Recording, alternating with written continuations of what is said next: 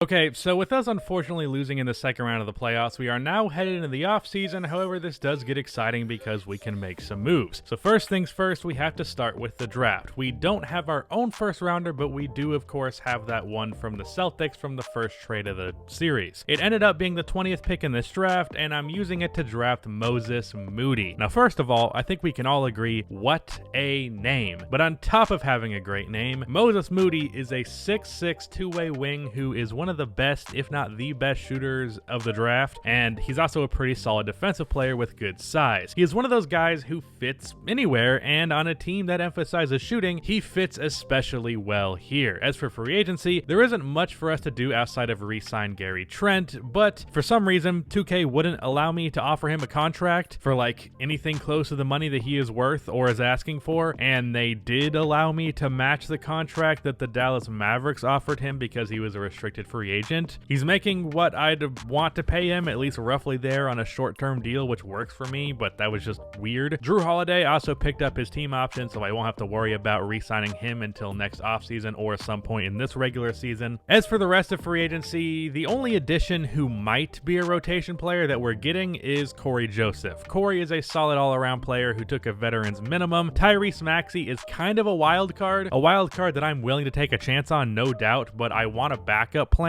and I think Corey is a solid one. I'm sure some of y'all would want me to bring back Ish Smith, but A, he's too expensive to be a third stringer, and B, he's too good to be a third stringer, so I don't think signing him with the plans that I have for Maxey would be really realistic. And I'm applying that same logic that I did with Maxey to Moody. For his backup plan, I'm signing Kent Bazemore to a minimum deal, but I seriously doubt I'll be cutting Moody out of the rotation. Even if he does play bad, he's gonna get 15 minutes a game off of just that name alone. And then I'm also signing Jared Dudley because he is a great locker room presence, and that totally matters in a video game. Now, I imagine many of you will be thinking, wow, that is it? A late first round pick, re-signing a player you already have, and signing 2 third string players. That is boring as hell. Now, first of all, that is very rude. Do not talk to me like that. Second of all, as you can probably tell from the thumbnail, I have another move up my sleeve. Not a free agency or a draft move, but a trade. The Pistons gave Jerami Grant a 3-year, $60 million deal in what is now the previous offseason. And if you've been following me for a bit, especially in the last year, you would know that I am a huge fan of Jerami Grant. Another thing that happened this offseason is Josh Richardson picked up his player option. However, after he shot in the low 30s from 3 last year, I'm looking to ship him for someone better. I know a lot of people wanted to see me trade Josh for Seth Curry because that trade went down in real life. However, I have a better idea in mind. I'm sending the Pistons Josh Richardson, Shake Milton, and Zaire Smith, as well as a 2025 Blazers first round pick in exchange for Jerami Grant. Josh was bad for us this year, but he's still a solid player who's only 27 years old, and he could be flipped for more draft assets by the Pistons. Milton just kind of got butted out of our plans, which was not fair to him, and I was always planning on trading him, but he could be a good young-ish player for the Detroit Pistons. There's a better fit there. And Smith just wasn't playing at all for us, period, but he's very young and has some upside, although apparently the Pistons don't feel that way in real life as they just released him. And that's a first rounder that has potential to be great if the Blazers bottom out, so I think that's a pretty damn fair return for Detroit, who clearly signed Grant to flip him for a pick. And then for us, I get my favorite player in the NBA. That is only partially sarcasm, but we also get a power forward who is set for the long term. Matisse Thybulle is solid, but A, he's not really a power forward. That was a bit of a stretch, and B, he's a much worse shooter than Jerami Grant. He's also much smaller than Jerami Grant. Jerami is 6'9" with a 7'3" wingspan. He is extremely athletic, has incredible defensive instincts, and over the last 2 seasons, he has shot 39% from 3 on 3.5 attempts per game. And then with his athleticism and length, he is also a great finisher and a